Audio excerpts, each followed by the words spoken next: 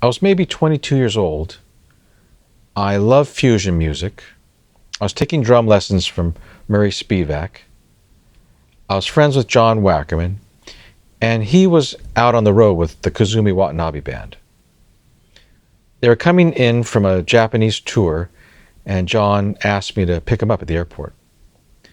Back then, in like 1989, 1988, you could actually walk right up to where the plane opens the doors and drops the people off. So out walks Kazumi Watanabe, Bunny Brunel, Kei Akagi, and John Wackerman.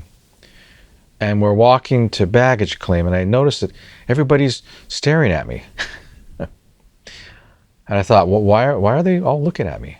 And John Wackerman took me aside, and he said, hey, they want to know if you can come on the road and be the drum tech. So I said, yeah,